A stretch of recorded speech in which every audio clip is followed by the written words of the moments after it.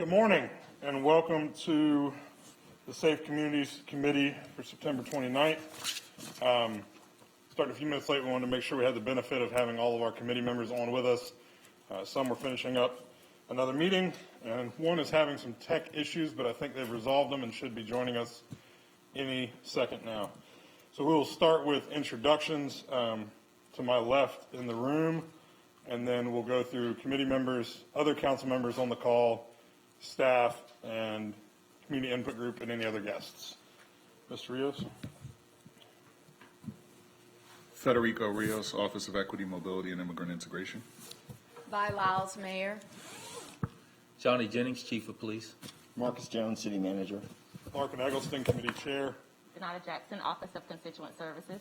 James Mitchell, Vice Chair. Patrick Baker, City Attorney. Ryan Bergman, Budget Director. Marie Harris, Strategy and Budget. Other committee members on the WebEx? Dimple Ashmera, at large and committee member. Renee Johnson. Go ahead, Renee. Renee Johnson, District 4.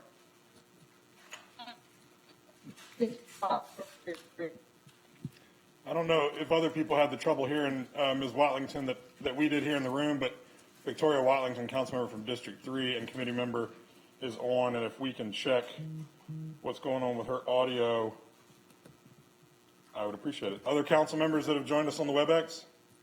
Malcolm Graham, District 2.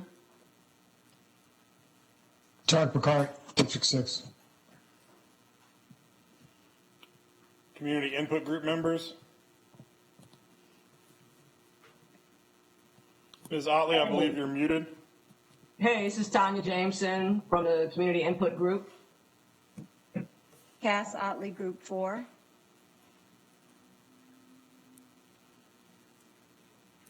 Ms. Mack, Ms. McCarthy? Reverend Corinne Mack, Group 1. Nico McCarthy, Group 3. Robinson Gill, I represent Community Union Center. Mr. McGill, if we can get your audio turned up as well. And then, do we have any other community input group members or staff on the call? Lacey Williams, Office of Equity. Jessica Battle, Police Attorney's Office.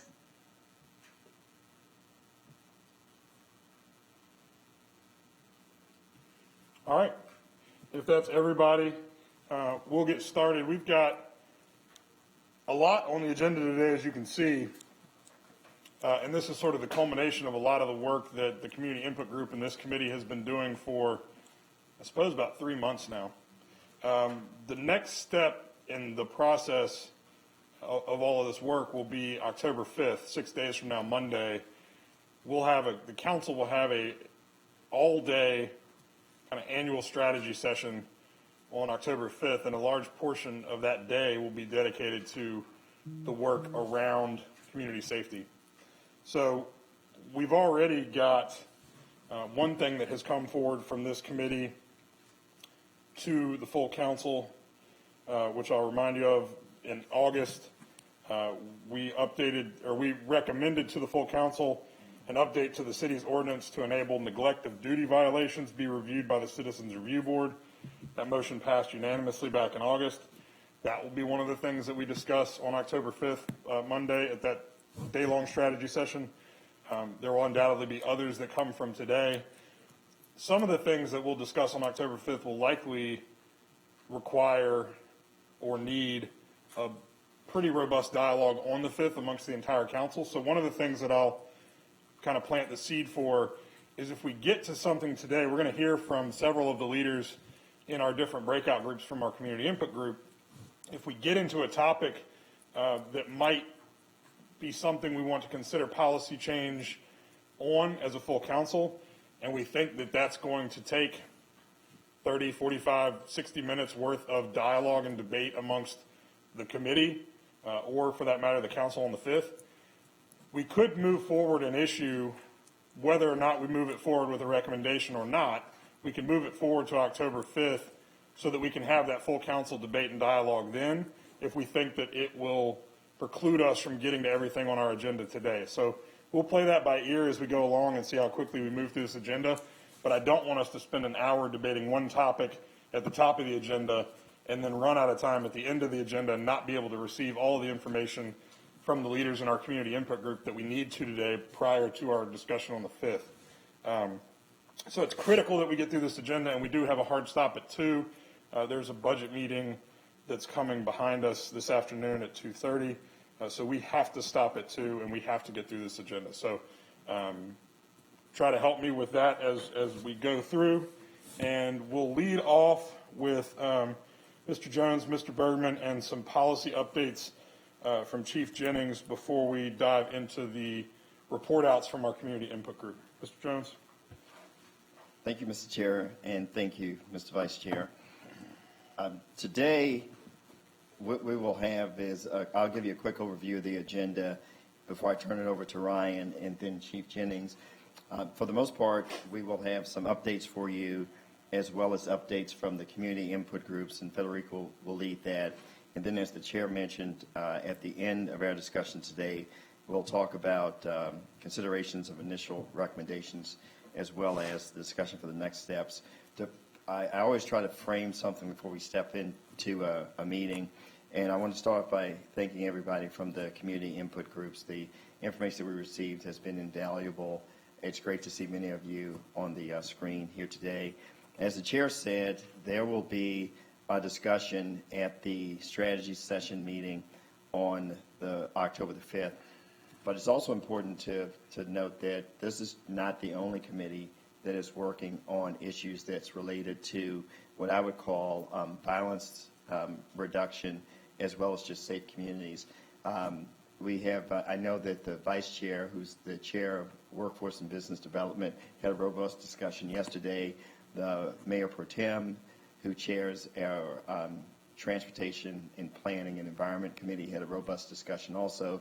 And there will be a robust discussion today in budget and effectiveness, as well as there have been discussions as Councilmember Graham chairs our Great Neighborhoods Committee. So as we get to the 5th, not only the work that's coming out of this committee, but all the other committees will report out with the goal of, on the 12th, a week later, being able to talk to the entire council and the community about what has come out of that, and then 2 weeks later, a public vote on this framework, if you will, or plan. So it's an all-hands-on approach. And with that said, as a bit of a backdrop, I'd like to turn it over to our Budget Director, Ryan Bergman, because there have been a series of what I would call data dumps and data that's been discussed in the Budget and Effectiveness Committee, which is chaired by Ed Driggs, Councilman Driggs. And today they will have more discussions related to data. So Ryan, if you could give a little bit of a backdrop of your last meeting, and without going into too much detail, the discussions that you'll have today. So thank you, Ryan. Good morning. So as the manager mentioned, I'll talk a little bit about what we're doing in budget and effectiveness. We started with an overview of the police budget, answered a lot of questions. There was a specific focus on equipment purchases and a specific focus on staffing. So we provided all of the information on equipment purchases in CMPD's operating budget in FY20. And then we focused on staffing analysis. So at our last meeting, CMPD came and they presented basically how they do the math, how they determine the appropriate staffing level using the call volume and then dividing it up by the divisions that they have. So from that information, the committee wanted to focus on a more detailed look of that call data and figure out what we're doing with law enforcement officers that we may be able to do with civilians without law enforcement officers. So that was 2 weeks ago. So CMPD has worked with us to review their call data. We've provided that to the budget committee, prioritization 1 through 5, with 5 being the lowest risk. Today they're going to come in and present those category 5 calls, along with talking about some of the concepts they could use to transform how they respond to those specific calls. So the priority 5 calls add up to about 67,000 officer hours per year. So there are some opportunities there. Additionally, that they're going to talk a little bit about some mental health calls and some of the more immediate areas they could improve on. I shouldn't say improve, some areas that they could enhance some of those responses. So we're, like you guys, we're moving very fast. The hope today, where they may end up, is some kind of a recommendation on a concept that we can continue working on, and we're looking forward to the overall discussion next week. So thank you, Ryan. And Mr. Chair, if you allow me just to go a step further, what I'm seeing is a convergence of certain topics in different committees, which I think is exceptional for what the council and the mayor and the council are doing right now. For example, I think you'll hear terms like STAR and cahoots, not just in budget and effectiveness, but also in the Safe Communities Committee meeting. So again, with this all hands-on approach, I think we are in a better place than we were in June.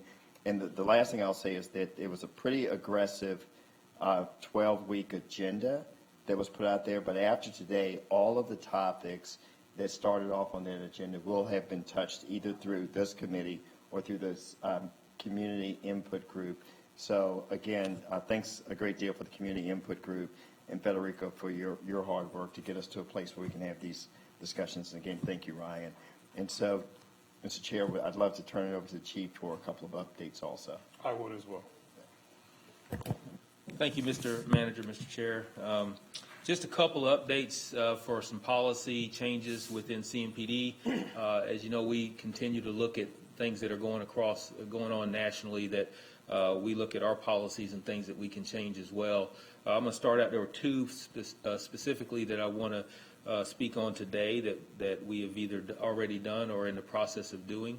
One being the no-knock search warrants. There's been a lot of discussion across the country about conducting no-knock search warrants. This is a practice that CMPD does not typically do. However, it is within our policy, or was within our policy, that we were able to conduct no-knock search warrants. So when we looked at it and realized that what does this do, what are we trying to accomplish here, and then also what does this do as far as trust, community trust, and endangering citizens and things that we're looking at when you talk about no-knock search warrants. We came to the conclusion, myself and my senior executive staff, that we would no longer allow for no-knock search warrants within CMPD. The policy will now read that we will not pursue or initiate no-knock search warrants. That's already in effect. I signed off on that policy yesterday, and it has been released out for our officers as well.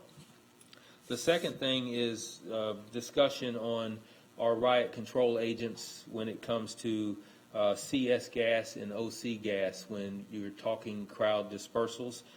We've done some discussion with subject matter experts within CMPD, and we have initially started to we have withdrawn the CS gas. When you talk about chemical agents, chemical agent with CMPD is CS.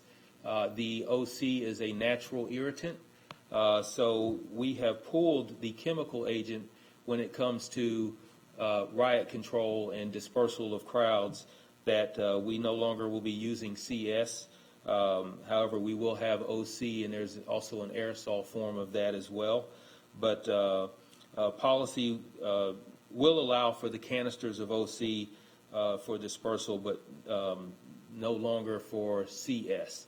And that policy is being written right now. We've already pulled that, but we're changing the policy, and I should have that finalized sometime early this week.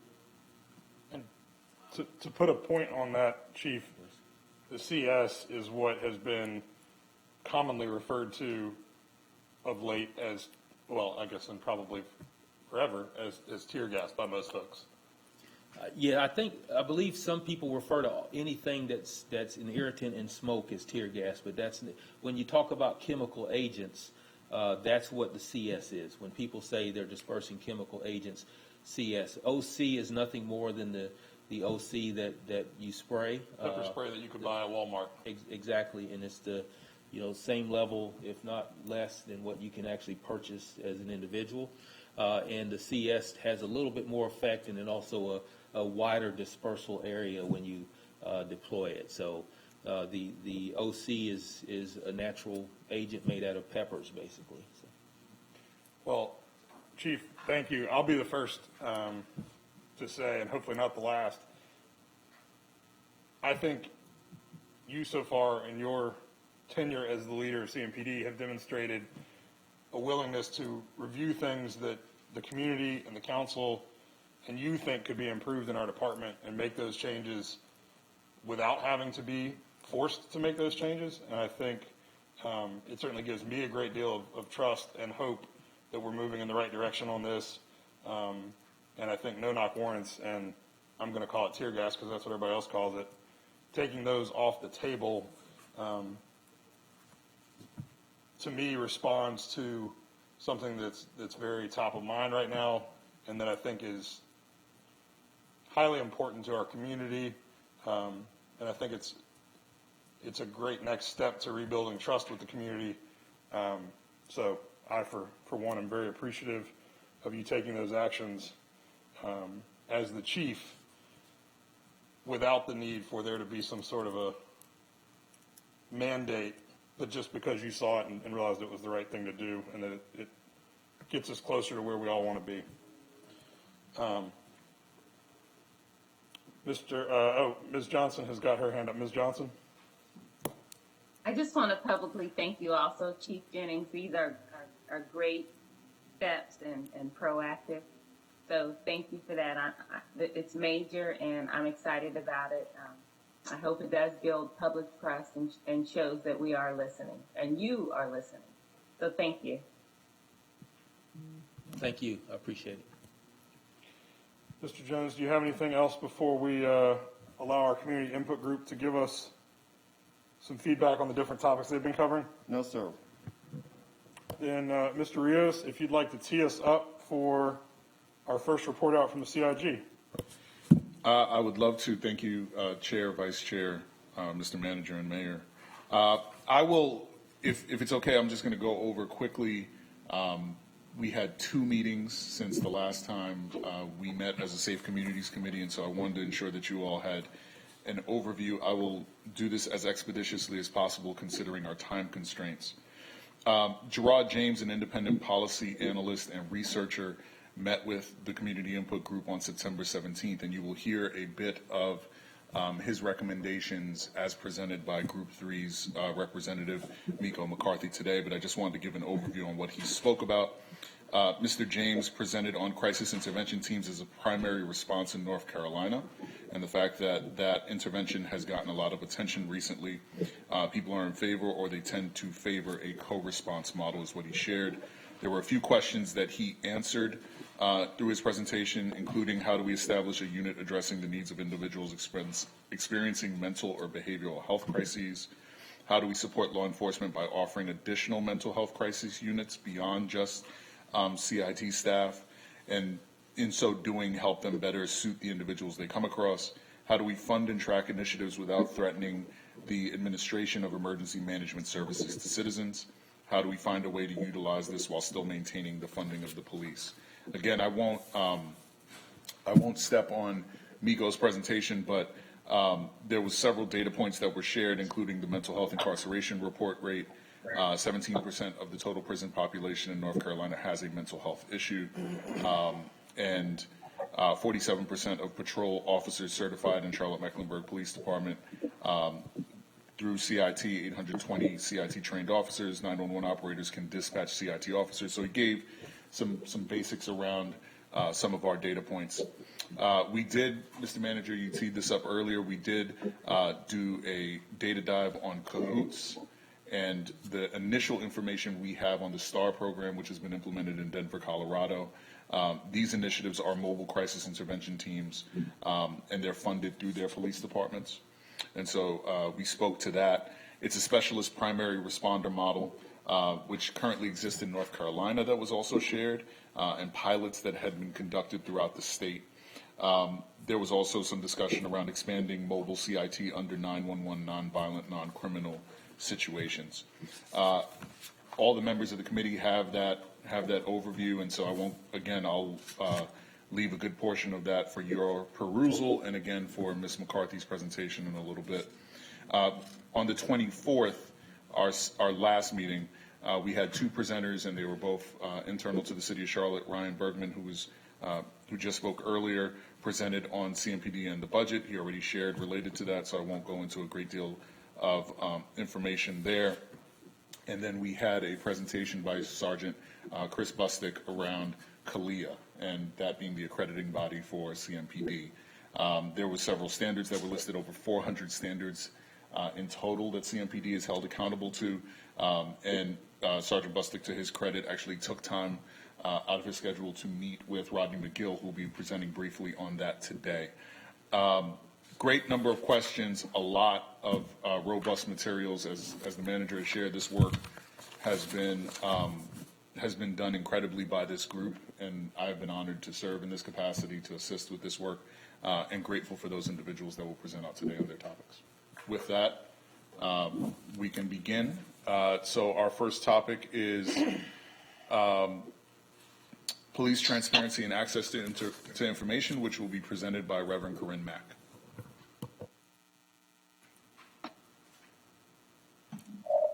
Good morning. Thank you for the opportunity to come before you. And I'd like to convey our committee, which was myself, Michael Barnes, Fatina McEldureck, Jeff Alpert, Tonya Jameson, and Vicki Foster, who is not with us today at this time. The police transparency discussion was a very deep dive discussion. We have three different areas that we looked into. The first was concerns and improvement opportunities. CMPD isn't being truthful to the residents of Charlotte. They say one thing publicly, but the videos are yielding something very different. And so we dived into that conversation very deeply. Factors of consideration was that legislation should be looked into to prohibit immediate releasing videos should be changed. And that would entail the city council and others going back to legislation and lobby